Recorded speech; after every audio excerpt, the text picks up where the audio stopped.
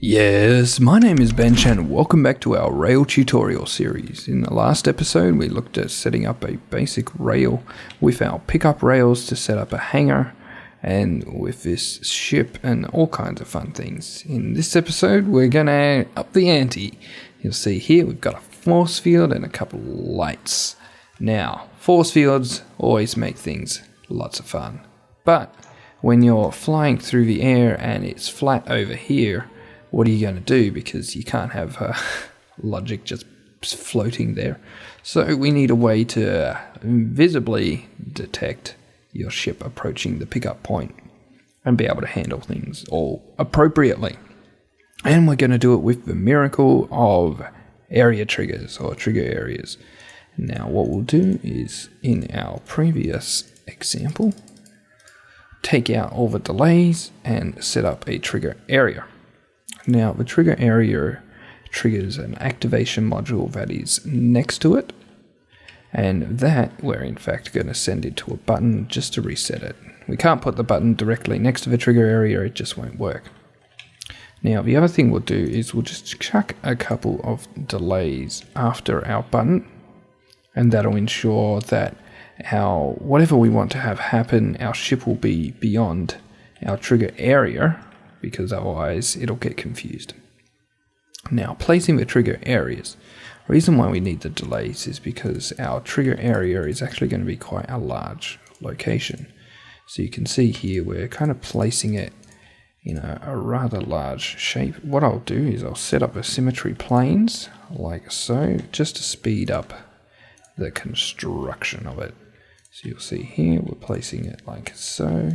We'll go out from here and also place it as it kind of goes around in a bit of a circle, like so. Sort of like a sphere of detection.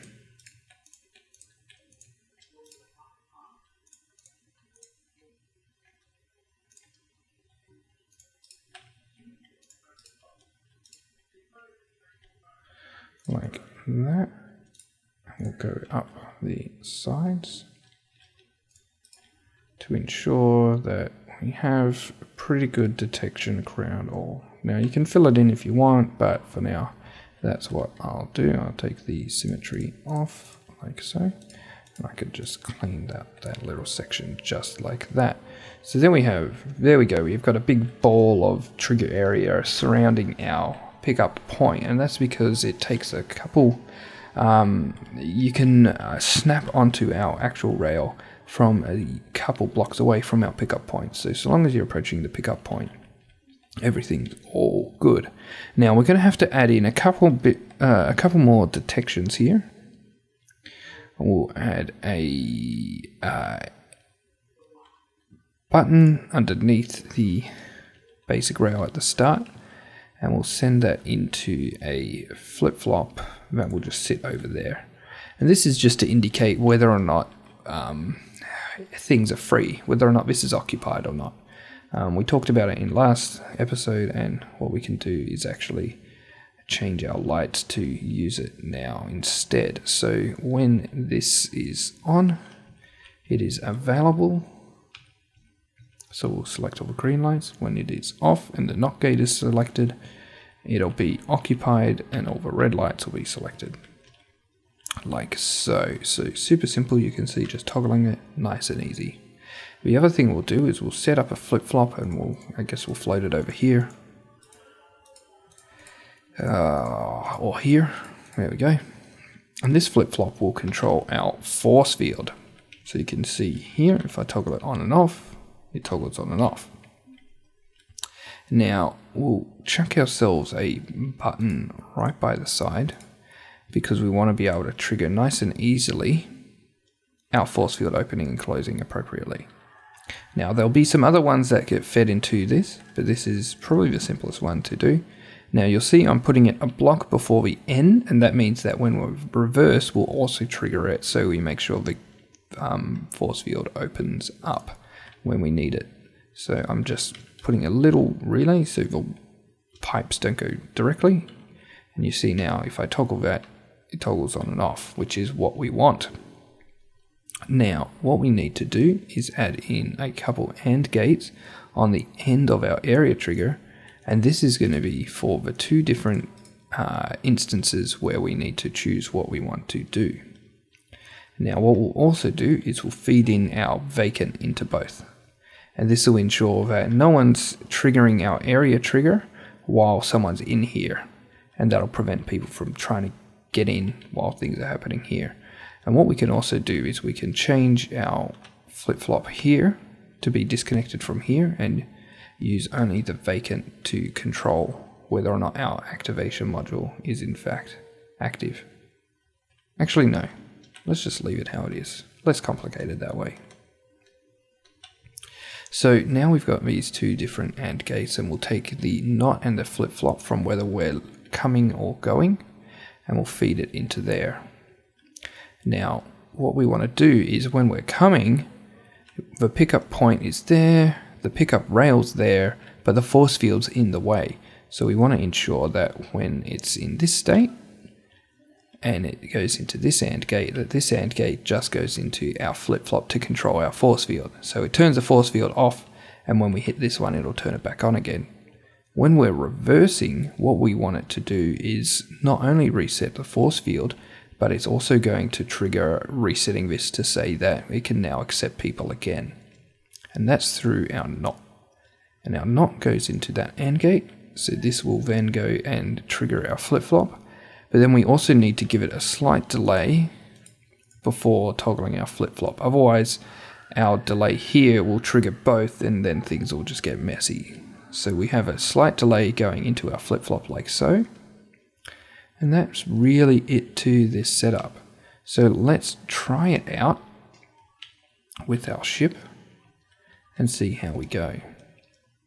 So we'll fly over, jump in our ship, and you can see our pickup point is highlighting there. We fly into it, and you can see there we haven't triggered anything, which is interesting. Let's try it again. There we go. It's a little bit finicky. So you can see when we fly in there, it does sometimes trigger stuff. So we just need to make sure that we hit it. And there we go. Doors open, we fly in, and if we jump out,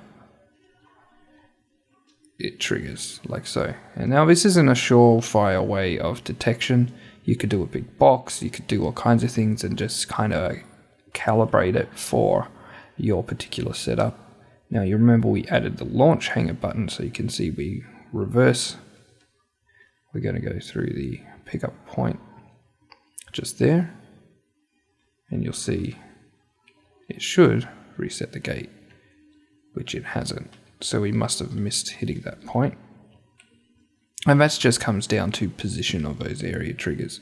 So if we need to, we can go in there, grab our trigger area, and just adjust that point so that we're detected a bit more at the back, a bit more easily when we're late, when we leave, rather.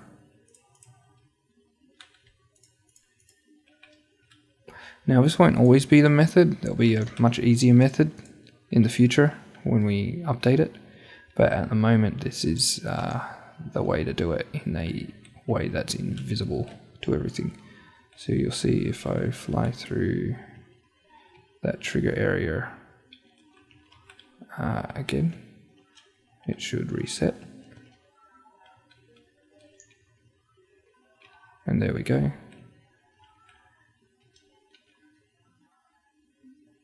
And it's gotten a little confused with our force field again.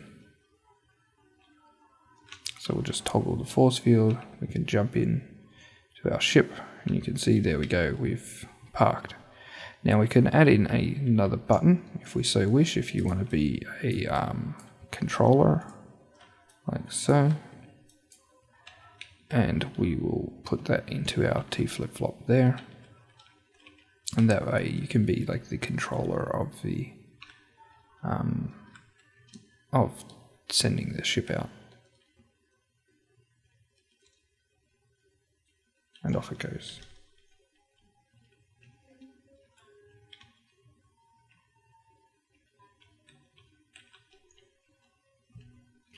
And again, it's not quite triggering it. So it's just fiddling around with it to get it to detect properly. It was working before, it's not quite working now, but you can see, at least with landing, it's triggering. So it's something you might need to play around a little bit with. As I said, it's something that's it's not reliable necessarily 100% of the time, but it is a way to work around having nothing out the front but being able to detect when your ships and such are approaching. Well, that's it for this tutorial. Until next time, I'll see you then. My name is Bench. Thanks for watching.